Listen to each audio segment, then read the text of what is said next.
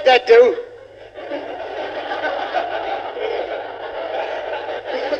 If I don't work fast, please forgive me, I'm overfed, that's my trouble.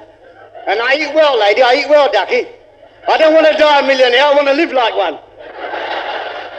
And I do and all. I went into a cafe and I said to the waitress, I want 21 donuts and a cup of tea. She said, how many? I said, 21 donuts and a cup of tea. She said, have 22, make it even number. I said, what do you think, I am, a pig? I went to the butcher's next door and I said to the butcher, have you got an oxtail? He said, yes, how do you want it, thick or thin? I said, what do you mean? He said, well, where shall I cut it? I said, just behind the ears. Nailed it. I've just come back from the holidays, went to Paris. As I came through the customs, a fellow looked at me, he said, aren't you Max Miller? I said, that's right. How can you tell? He said, your eyes are the same colour as your gags. Nailed it, I got in the car and away I went. Was riding along the Great North Road, and all of a sudden saw a terrible accident. A shower bang turned right over, and everybody was lying around in the road there, and the policeman standing there taking notes. When a little Jewish boy came up, and he said to the policeman, has the insurance man been? He said, no. He said, can I lie down with the others? Now,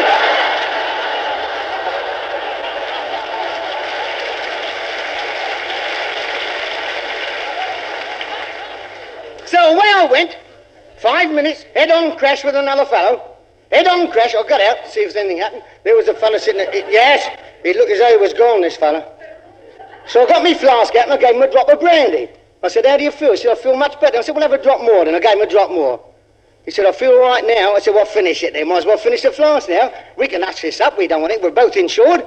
Just then a policeman came along and he said, what's happened to you? I said, we've had a head-on crash. He said, whose fault was it? I said, don't look at me. Smell his breath. Now,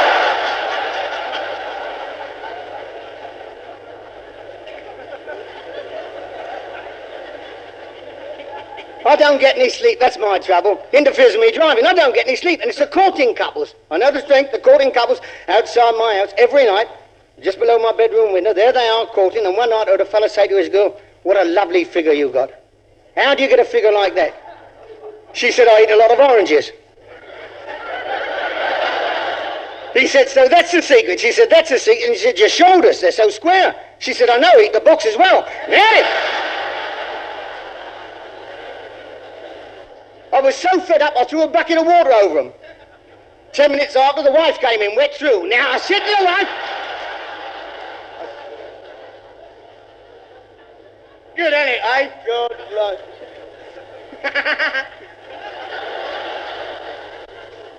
It's bound for it. I should never have married her. I'm not the marrying type. I'm not the marrying type. But I can't help it. I proposed to her in the garage. I couldn't back out. But I wouldn't say she's ugly. I wouldn't say so. I'd put it in writing. A married man came to me and said, I've got the ugliest woman in the world. I said, don't be silly. I've got the ugliest woman in the world. He said, can you prove it? I said, yes, come round to my house. I brought him in. I said up to her, I said, Maggie, come down a minute. I want to introduce you to a friend of mine. She said, shall I put the sack over my head?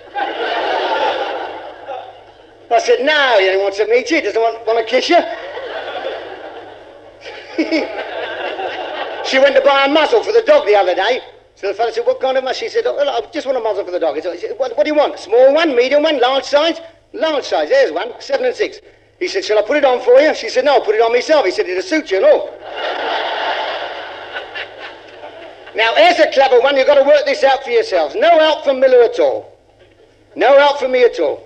The young fellow went to a psychiatrist. There's a clever word, and only went to a common school. I'll have to look that up.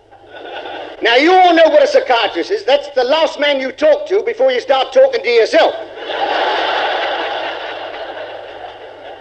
So the psychiatrist said to me, if I cut your right ear off, what would happen? He said, I couldn't hear, could I? I said, no, you couldn't hear. He said, if I cut your left ear off, what would happen? He said, I couldn't see. I said, what do you mean you couldn't see? He said, my glasses would fall off.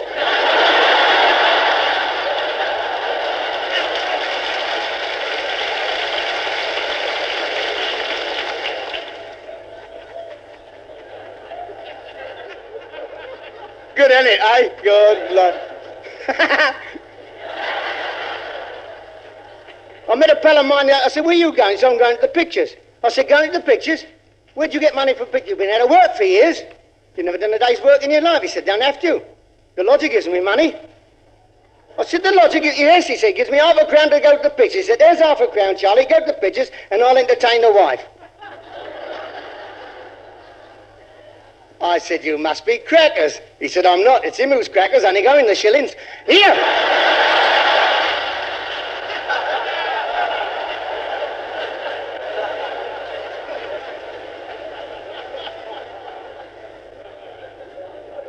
Well, ladies and gentlemen, that's the finish of this pot of fun for old and young without the slightest sign of vulgarity. My pleasure now to sing for you a song as sung by the Brighton Police, written by John McCoy, entitled, I Walk Beside You. In other words, isn't it grand to see someone smile? Isn't it grand to see someone smile? A smile is a thing that makes life worthwhile. When the things you plan have somehow gone astray, you've got a certain feeling it's not your lucky day. Isn't it grand to see someone smile? You feel like a millionaire for a while. Walking down the street, you greet everyone you meet with a happy-go-lucky, happy smile. Even though the skies are grey above you, they won't be grey for very long. Soon you'll see the blue skies up above you if you keep singing this song. Oh, isn't it grand to see someone smile? A smile is a thing that makes life worthwhile. I'm going to catch my train, so until we meet again, a happy-go-lucky, happy smile. Goodbye now, a happy-go-lucky, happy smile.